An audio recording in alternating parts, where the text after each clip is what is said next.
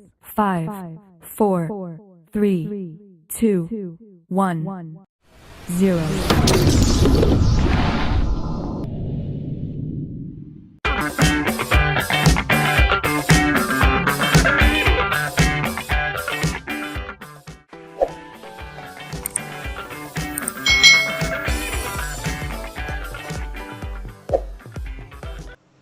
Hai,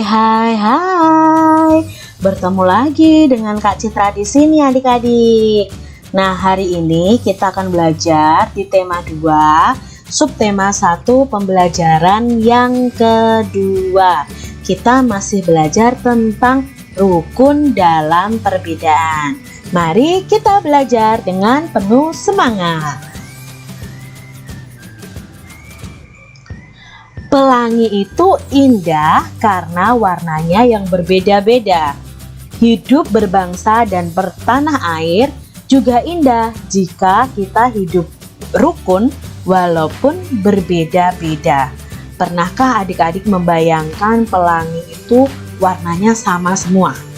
Tentunya tidak akan indah adik-adik. Pelangi itu indah karena warnanya yang berbeda-beda. Nah, bangsa kita juga akan indah karena ada perbedaan. Tapi perbedaan itu harusnya kita sikapi dengan cara hidup rukun. Amati gambar tentang masyarakat yang hidup rukun dalam perbedaan berikut ini. Nah, di sini ada gambar masyarakat yang selalu hidup rukun dalam perbedaan.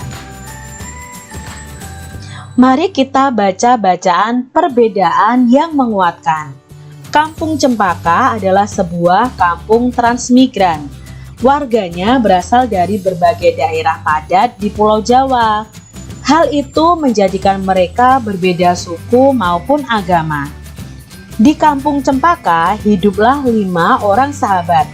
Ada Asnah yang berdarah Sunda, Utami dari Banyuwangi, Tony seorang anak etnis Tionghoa yang sebelumnya tinggal di Semarang, Wande dari suku Tengger di Jawa Timur, dan Marta anak seorang pendeta yang dahulu tinggal di Solo. Di Kampung Cempaka, rumah mereka bersebelahan dan mereka pergi ke sekolah yang sama. Itu sebabnya mereka sangat akrab. Mereka suka bermain bersama dan sering menghabiskan waktu di rumah satu sama lain. Meskipun berbeda suku, kebersamaan begitu kental terlihat dalam keseharian mereka. Bersama anak-anak lain di Kampung Cempaka, mereka setiap akhir minggu berkumpul di balai utama kampung. Biasanya selain berolahraga bersama, mereka juga kerap berkeliling ke rumah warga, membantu melakukan apa saja yang dibutuhkan warga. Kadang-kadang mereka membantu warga lanjut usia, sekedar membereskan rumah atau menyiapkan makanan. Sesekali mereka juga membantu orang tua yang sedang bekerja bakti membersihkan lingkungan. Dari Tony, mereka belajar menari barongsai. Lalu mereka ajarkan tarian itu kepada anak-anak sekampung. Sementara itu, setiap tiba saat panen, Wande dan keluarganya akan sibuk memimpin warga membuat tumpeng gede, yaitu nasi khas dari daerah Tengger yang dibuat untuk mensyukuri berkah Tuhan dalam wujud panen raya. Sikap toleransi yang ditunjukkan oleh kelima sahabat itu memang sekedar berupa hal-hal kecil. Hal kecil dalam keseharian itulah yang mencerminkan kehidupan Bhinneka Tunggal Ika di Kampung Cempaka yang kaya akan perbedaan. Mereka hidup damai berdampingan dan tulus saling menjaga. Nah, ini adik-adik cerita tentang Kampung Cempaka yang di situ banyak sekali warga yang berasal dari suku-suku yang berbeda. Tetapi mereka tetap toleransi dan saling tolong-menolong. Ingat, semboyan negara kita adalah Bhinneka Tunggal Ika. Walaupun berbeda-beda, tetapi tetap satu juga. Nah, adik-adik juga seperti itu. Walaupun kalian berbeda suku, berbeda agama, berbeda mungkin asal daerah, tapi kalian tetap harus bersatu dan saling menjaga hidup damai berdampingan. Perbedaan tidak menghalangi persatuan. Dengan bersatu kita dapat melakukan banyak hal adik-adik. Setelah mengamati gambar dan membaca teks tentang hidup rukun dalam perbedaan, tulis hal yang kamu ingin ketahui lebih lanjut dalam bentuk pertanyaan. Nah, kalian bisa membuat pertanyaan tentang hidup rukun dalam perbedaan. Kalian bisa sharing nih, bisa berbagi dengan teman-teman kalian. Kalian bisa membuat pertanyaan seperti ini. Apa perbedaan yang ada di sekitar rumah kalian atau yang ada di sekolah kalian? Lalu bagaimana cara menyikapinya? Dan apa manfaat hidup rukun? Contoh nih, perbedaan yang ada misalnya di sekolah kalian, perbedaan agama. Lalu bagaimana ya menyikapi perbedaan agama yang ada? Ya, contohnya saling menghargai ya. Jika ada teman yang beribadah ya kita tidak mengganggu. Jika saat kita bermain ada teman yang ingin beribadah ya kita mengizinkan. Itu cara menyikapinya. Lalu apa manfaatnya dari hidup rukun itu? Nah, manfaatnya kita bisa bekerja sama, bisa memupuk rasa persaudaraan, bisa tercipta persatuan dan kesatuan. Itu adalah contoh manfaat hidup rukun. Semangat persatuan bangsa Indonesia itu tercermin pada seni budaya lokal. Salah satunya adalah melalui tarian. Banyak tarian daerah Indonesia yang menyerukan persatuan. Pada pembelajaran sebelumnya kita sudah belajar tentang tarian-tarian ya. Bahkan di kelas 5, kelas 4 itu kita sudah belajar tentang tarian daerah. Bacalah teks berikut ini. Nah, di sini ada teks yang berjudul Lego-Lego, Tari Adat Alor Bermakna Persatuan. Tarian adat adalah salah satu kekayaan budaya yang disampaikan secara turun-temurun dari nenek moyang. Tarian adat kerap memiliki pesan dan makna yang luhur. Salah satunya ada pada tari Lego-Lego dari Kabupaten Alor, Nusa Tenggara Timur. Tarian ini ditujukan untuk mengajak masyarakatnya bersatu membangun kampung dan negeri.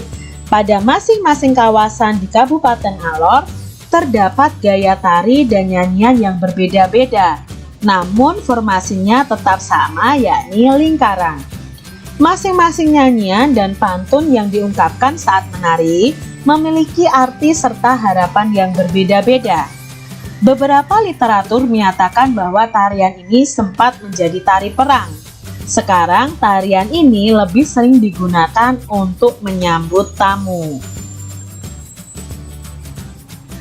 Tamu disambut oleh masyarakat yang dituakan, lalu diajak menuju sebuah pohon besar yang rindang dengan beberapa warga perempuan yang berpegangan tangan mengelilingi pohon.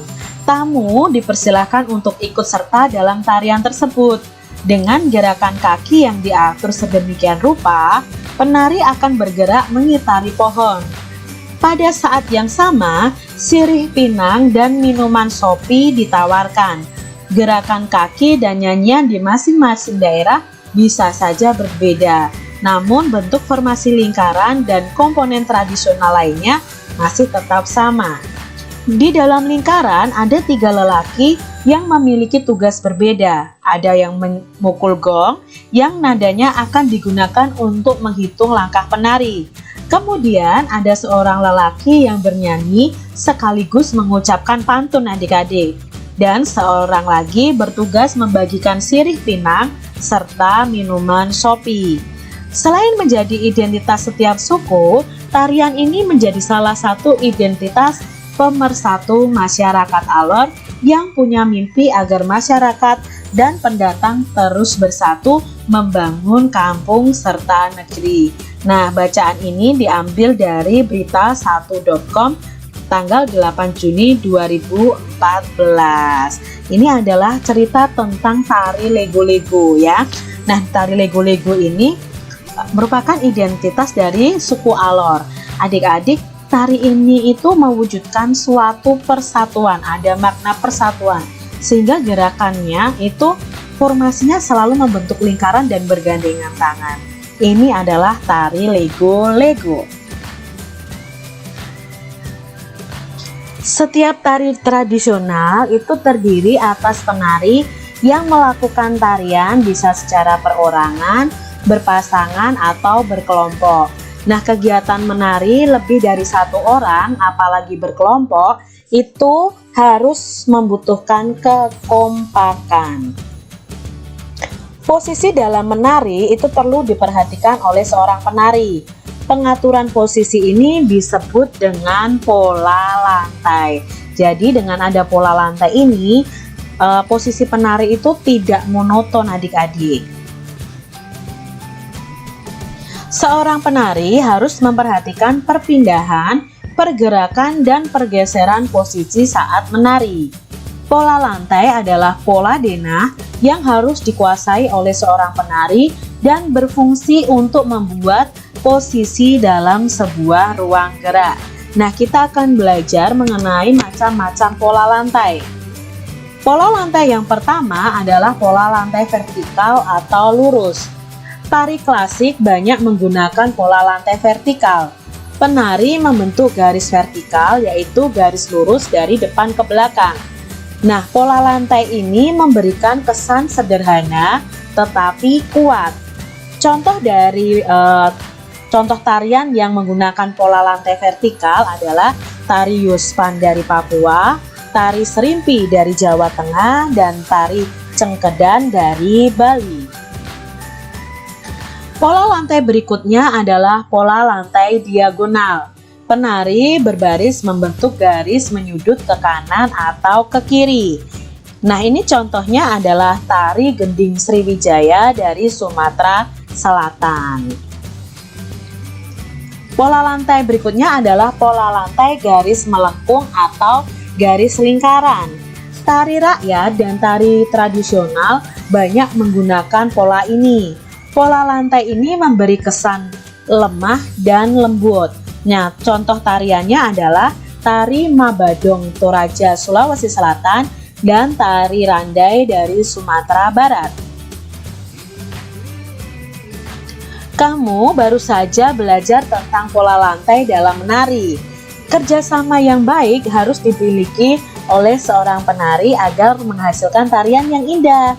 Perbedaan yang dimiliki oleh para penari tidak boleh menghalangi semangat persatuan dalam menghasilkan tarian yang indah. Jadi adik-adik, jika kalian belajar menari berkelompok nih, kalian harus menghargai perbedaan yang ada. Dan jangan sampai perbedaan itu menghalangi semangat persatuan kalian dalam menghasilkan tarian yang indah. Demikian tadi adik-adik pembahasan kita di tema 2 subtema 1 pembelajaran yang kedua. Semoga adik-adik bisa memahami apa yang Kak Citra sampaikan. Terima kasih sudah melihat video pembelajaran dari Kak Citra dan sampai jumpa lagi di video pembelajaran selanjutnya. Tuhan memberkati.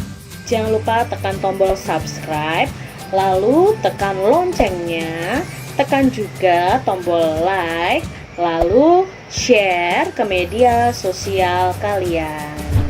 Jangan lupa untuk ikuti media sosial Kak Citra. Terima kasih.